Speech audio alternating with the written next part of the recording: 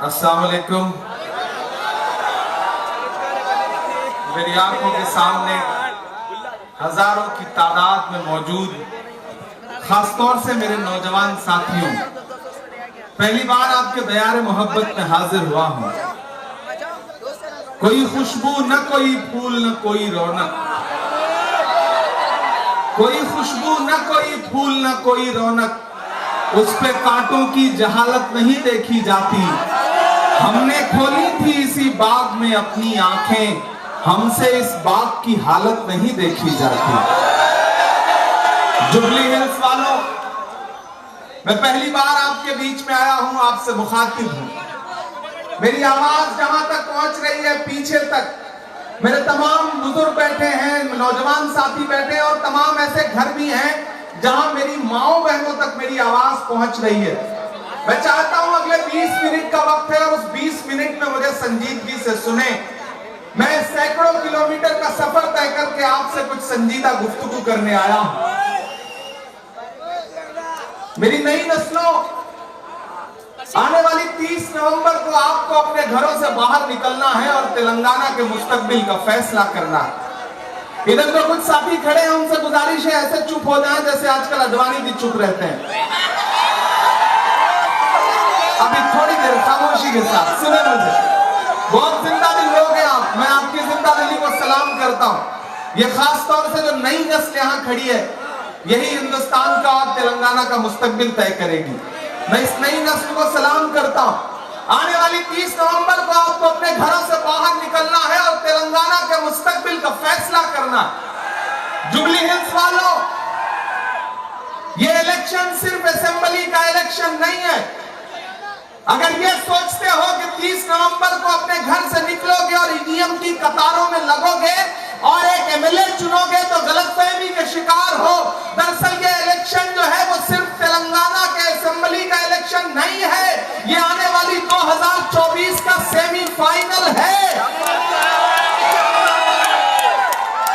ये इलेक्शन तय करेगा कि आने वाले 2024 में दिल्ली की गद्दी पर गांधी को मानने वाले बैठेंगे या नाथूराम गोडसे को मानने वाले बैठेंगे। ये इलेक्शन बहुत अहम इलेक्शन है। बहुत संजीदगी से सुनना मेरी बातें मेरे भाइयों। मैं आपका हमउम्र हूं, आप जैसा हूं, आपके बीच में खड़ा हूं। ये बातें मैं इस बुनियाद पर कह रहा हूं कि मैं इस देश की सबसे बड़ी पार्लियामेंट में, राज्यसभा में बैठता हूं। मैंने देखा है वहां साजिशें कितनी बड़ी हैं, आप अंदाजा भी नहीं लगा सकते। 2024 के बाद इस मुल्क में इलेक्शन होगा या नहीं होगा, इसके बारे में भी कोई सही राय जाहिर नहीं कर सकता। हुकूमत के इरादे बहुत अच्छे नहीं है। मैं इसलिए आपसे कहना चाहता हूं जुबली हिल्स वालों कि आपको एक शानदार जानदार कैंडिडेट दिया है कांग्रेस पार्टी ने। एक ऐसा इंसान आपको कैंडिडेट बना के दिया है जो किसी तारुफ का मोहताज नहीं है। हमारी आपकी जब पैदाइश भी नहीं रही हुई होगी शायद, उस दौर में भी जब टीवी चैनलों पे हैदराबाद का नाम आता था तो अजरुद्दीन के नाम के साथ आता था। न जाने कितने मौके अजरुद्दीन साहब ने हमको आपको फराहम किए हैं कि जब टीवी चैनलों पे हमने आपको उनको कप्तानी करते देखा तो हमें ऐसा लगा कि अजरुद्दीन वहां ग्राउंड पे नहीं खड़े हैं, हम खड़े हैं। हमारा नुमाइंदा वहां पर 50, 60, 70 करोड़ लोगों की नुमाइंदगी करते हुए वहां पे खड़ा है। अजरुद्दीन साहब कितने अच्छे बल्लेबाज हैं ये तो आप जानते ही हैं, लेकिन कितने अच्छे फील्डर हैं ये बात तो आपको पता ही है ना। मेरा मानना है कि जितने अच्छे बल्लेबाज हैं उससे 100 गुना बेहतर फील्डर हैं। और अब बीआरएस को पता है कि अजरुद्दीन बहुत अच्छे फील्डर हैं, इसलिए उनकी फील्डिंग लगाने की कोशिश की गई है। वो जानते हैं कि अजरुद्दीन साहब जीतेंगे तो सिर्फ एमएलए नहीं रह जाएंगे, तेलंगाना की हुकूमत में बड़े मजबूत पोर्टफोलियो के साथ कैबिनेट मिनिस्टर बनेंगे, ये बात वो जानते हैं। और जुबली हिल्स वालों, किसी झांसे में मत रहना। मैं खम्मम से लेके, वारंगल से लेके, करीमनगर से लेकर के, कामारेड्डी से लेकर के, तांडूर से लेकर के पूरे तेलंगाना में कैंपेन करता हुआ घूमता हुआ आज यहां पहुंचा हूं।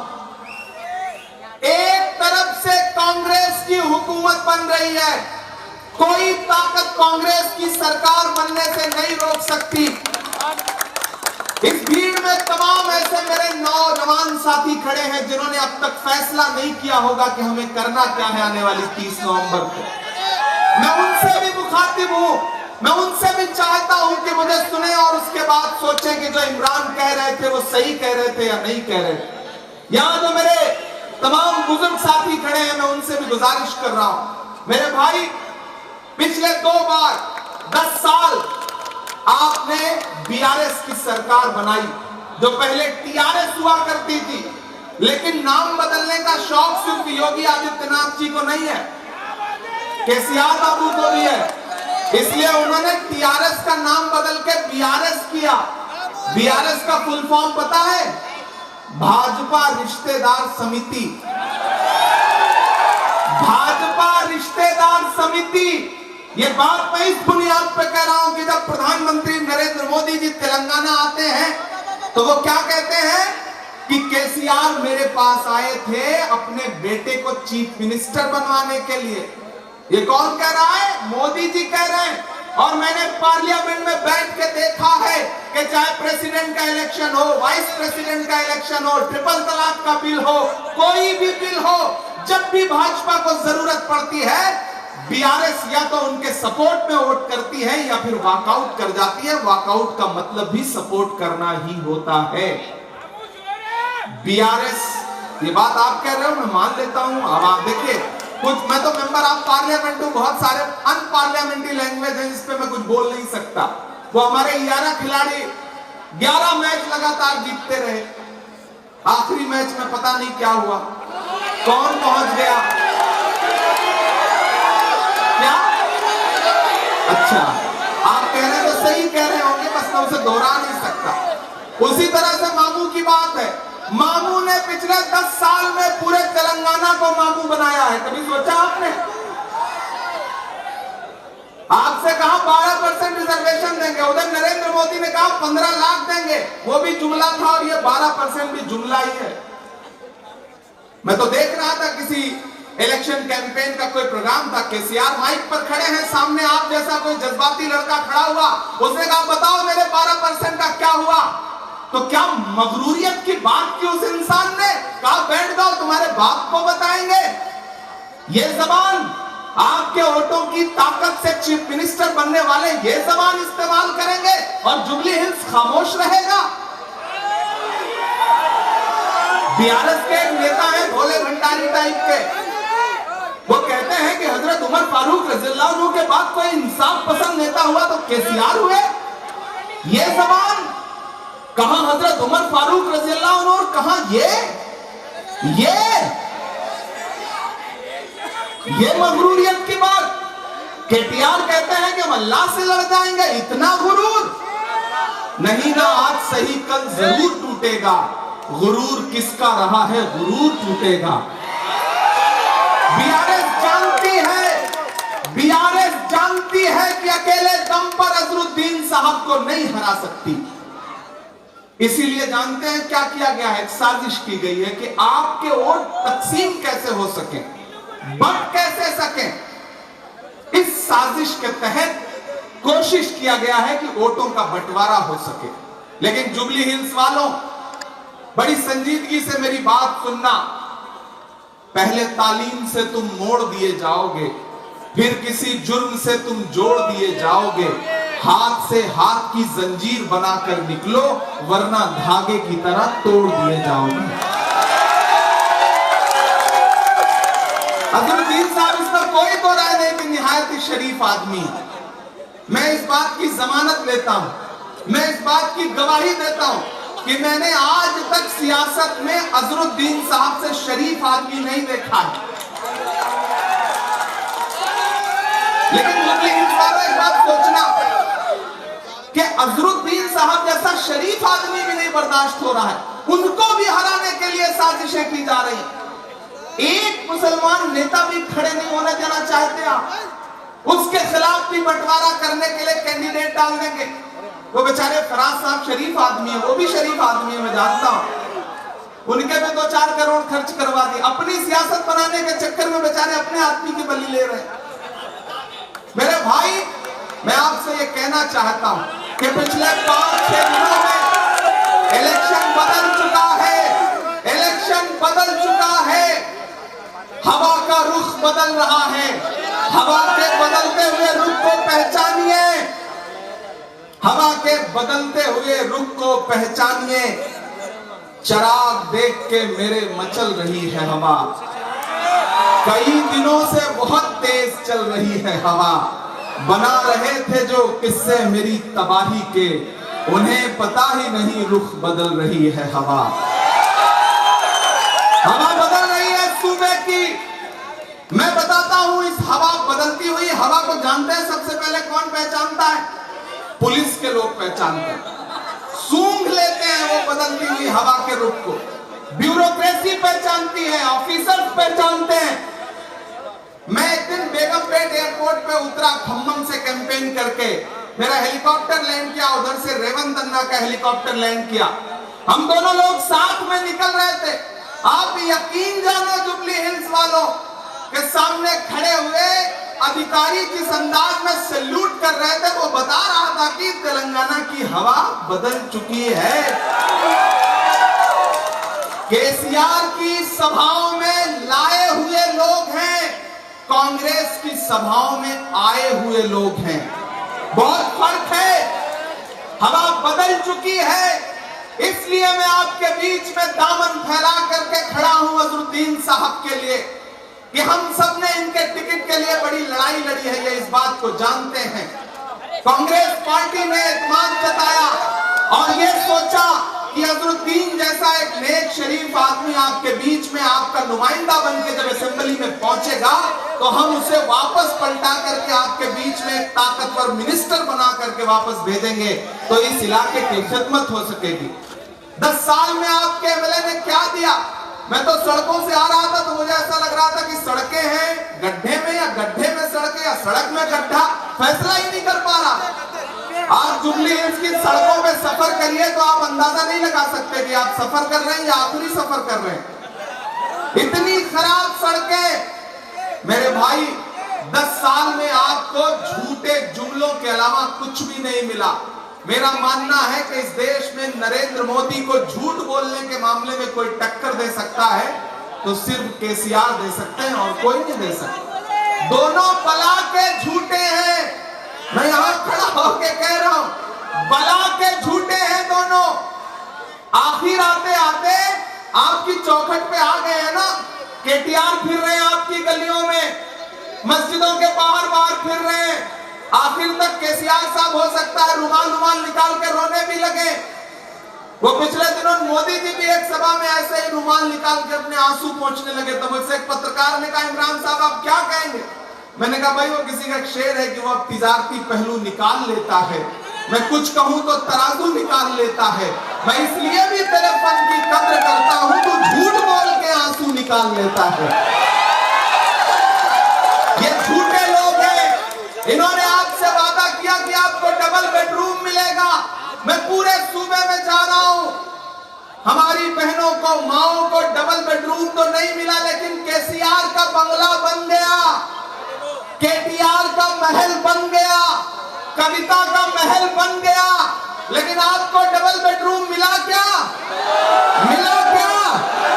मिला क्या? नहीं मिला ना। शादी मुबारक स्कीम की बात की, शादी मुबारक स्कीम की बात की और ये बताया कि गरीब बच्चियों की शादी के लिए पैसा मिलेगा। बच्चियों को तो नहीं मिला, बिचौलियों को जरूर मिल गया जो बीच में खाने वाले थे। अब कांग्रेस पार्टी कह रही है कि हमारी हुकूमत आएगी तो हम गरीब बच्चियों की शादियों के लिए 1,60,000 रुपया देंगे। माइनॉरिटी डिक्लेरेशन का प्रोग्राम हुआ, अजहर भाई भी वहां पहुंचे थे। हमने ऐलान किया कि अगर हमारी हुकूमत आती है तो हम 4,000 करोड़ रुपए का अक़लियतों के लिए अलग से बजट रखेंगे।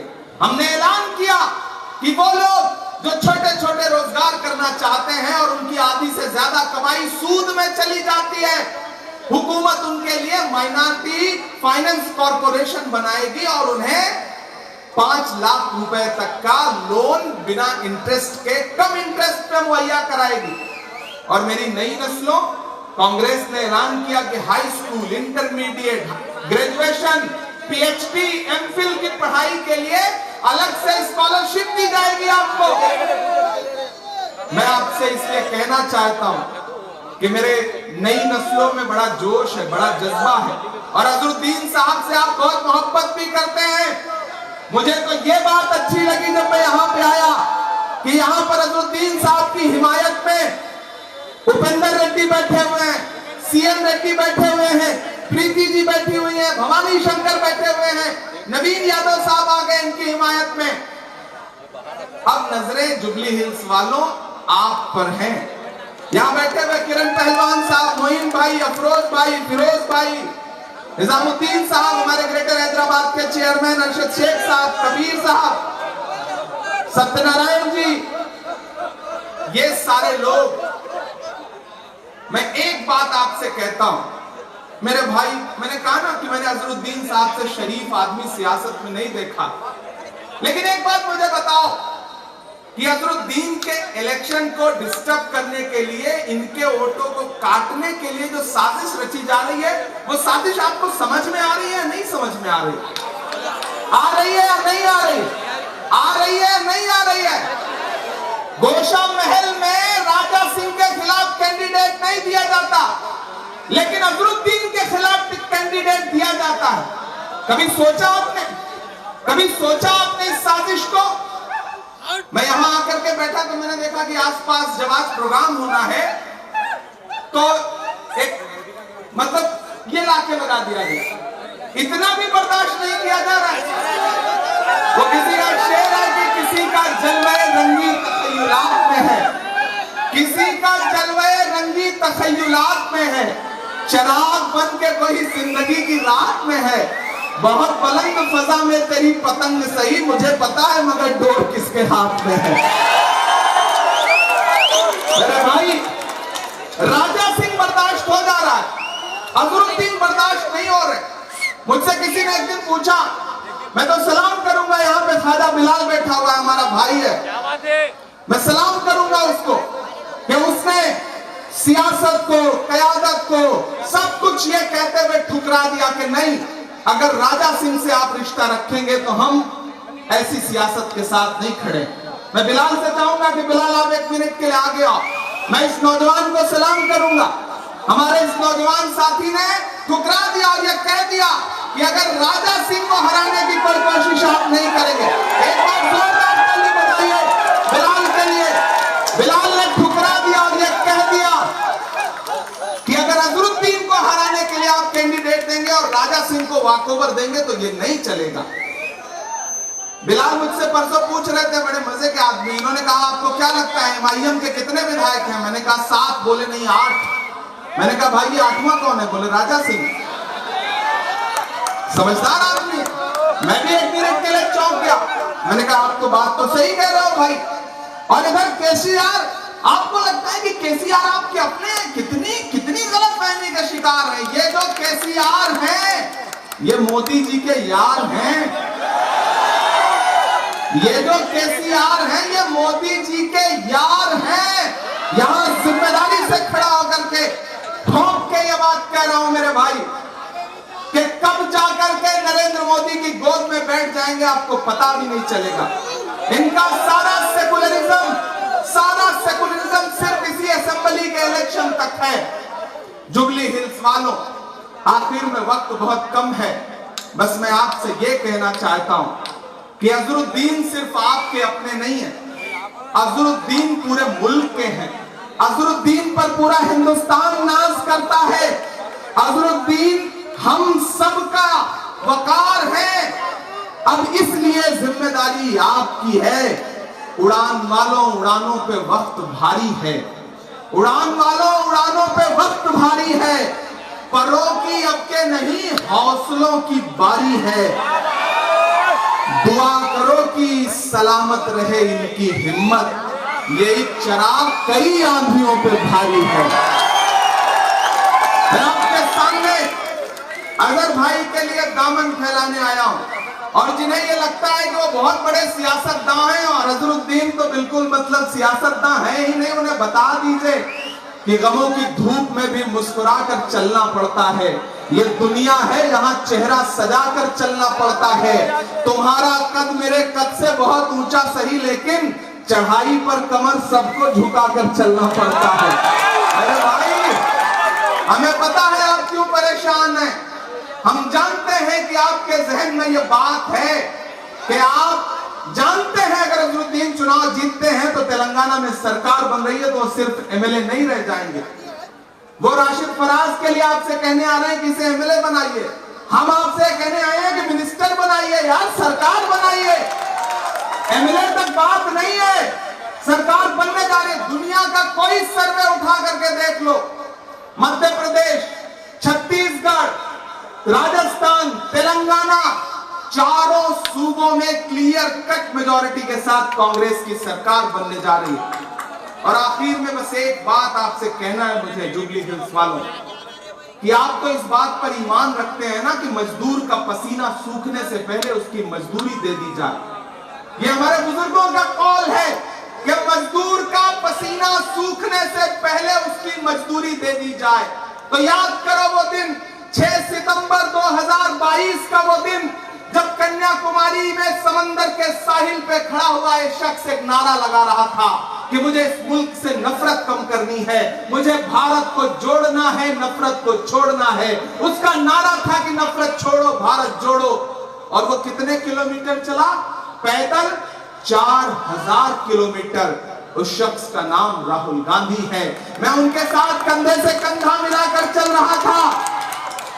जब यात्रा केरल पहुंची तो मुझसे एक पत्रकार साथी ने कहा कि इमरान साहब आप तो शायर हैं, आप इनके साथ कंधे से कंधा मिला के चल रहे हैं, आप क्या कहेंगे? तब मैंने कहा था कि जो हर जालिम से टकराएगी वो आंधी बनाऊंगा, जो हर जालिम से टकराएगी वो आंधी बनाऊंगा। नए अंग्रेज आए हैं, नया गांधी बनाऊंगा। वो नया गांधी इस मुल्क में नफरत कम करने की कोशिशों के लिए पूरे मुल्क में 4000 किलोमीटर चलता रहा। मेरे भाई, आप इस बात पर ईमान रखते हैं कि मजदूर का पसीना सूखने से पहले उसकी मजदूरी दे दी जाए। मैं वो मजदूरी मांगने आया हूं अजहरुद्दीन साहब के लिए। हम लड़ रहे हैं जमीन पर, पार्लियामेंट से लेकर के सड़क तक लड़ रहे हैं हम लोग। आप अजहरुद्दीन साहब को भेजिए असेंबली में, इंशाअल्लाह हम वादा करते हैं आपसे कि आपके माइनॉरिटी डिक्लेरेशन के जितने भी प्रोग्राम हैं वो सारे के सारे जुबली हिल्स में पहली प्रायोरिटी पे लागू किए जाएंगे। यहाँ की सड़कें जो बदहाल हैं, अलग से बजट ला करके सड़कें बेहतर करवाई जाएंगी। मेरे भाई, लोग आएंगे आपको बताएंगे कि अजहर भाई तो मुरादाबाद गए थे, यहाँ बर्बाद किया, ये किया, वो किया। मेरे भाई, जहां रहेगा वही रोशनी लुटाएगा। किसी चिराग का अपना मकान नहीं होता। ये चिराग है, ये जो जहां भी जाएगा जलेगा, रोशनी करेगा। आज आप आकर के सिर्फ और सिर्फ बीआरएस को जिताने के चक्कर में चाहते हैं कि मुसलमानों का थोड़ा वोट जो है वो एमआईएम ले ले और अजहरुद्दीन हार जाए। तो मैं जानता हूं कि ये जुबली हिल से यहाँ रहने वाले लोग दानिश्वर लोग हैं। ये किसी के झांसे में नहीं आएंगे, केसीआर के 10 साल के झूठ के झांसे में नहीं आएंगे। 10 साल में कुछ नहीं मिला, शादी मुबारक स्कीम नहीं मिली, डबल बेडरूम नहीं मिला, 12% रिजर्वेशन नहीं मिला। जुबली हिल्स वालों, 77,000 एकड़ जमीनें हुआ करती थी आपके तेलंगाना में औकाफ की। 77,000 एकड़, तकरीबन 60,000 एकड़ जमीनें या तो लूट ली गई या बेच दी गई। आज केसीआर से सवाल करो तो जो वक्फ बोर्ड का ऑफिस है उसमें ताला लगा दिया गया है। आप सवाल भी नहीं पूछ सकते, कागजात भी नहीं देख सकते। मेरे भाई, ये जो कार है ना, ये रात में जाकर